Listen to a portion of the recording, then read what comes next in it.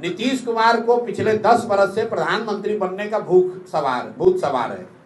तो ये आदमी ये समझता है कि दूसरे राज्यों के लोगों को अगर हम बिहार में नौकरी देंगे तो उन राज्यों में हमारी छवि चमकेगी।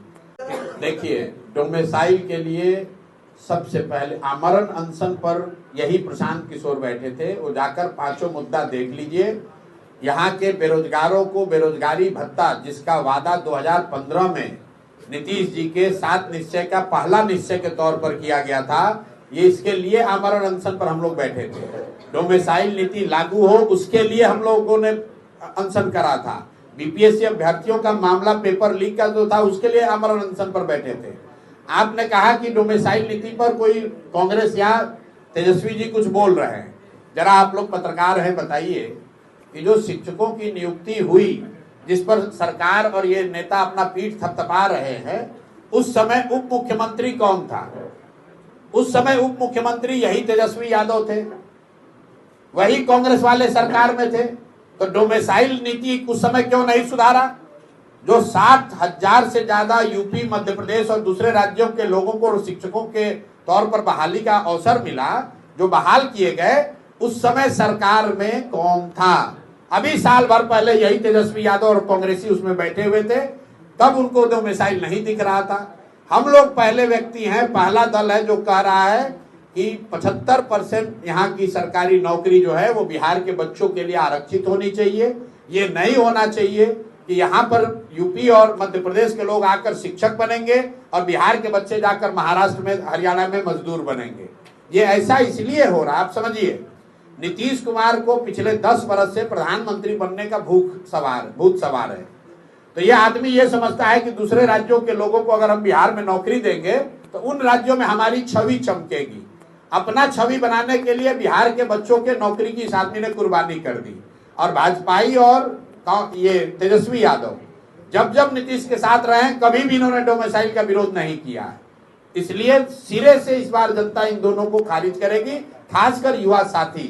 हम लोग कह रहे हैं 75% डोमेसाइल नीति चेंज करके 75% जॉब सिर्फ बिहार के बच्चों के लिए रिजर्व किया जा रहा है। जी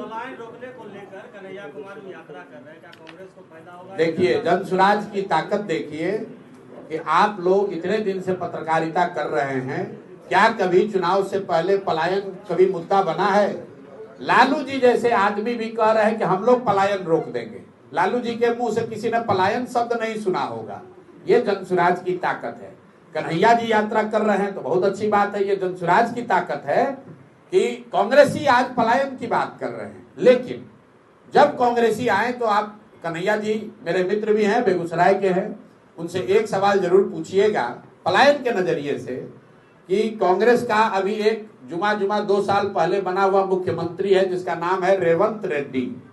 तेलंगाना में उस आदमी ने कहा कि बिहारियों का डीएनए जो है वो मजदूरों का है, बिहारी जो है मजदूरी करने के लिए पैदा हुए हैं।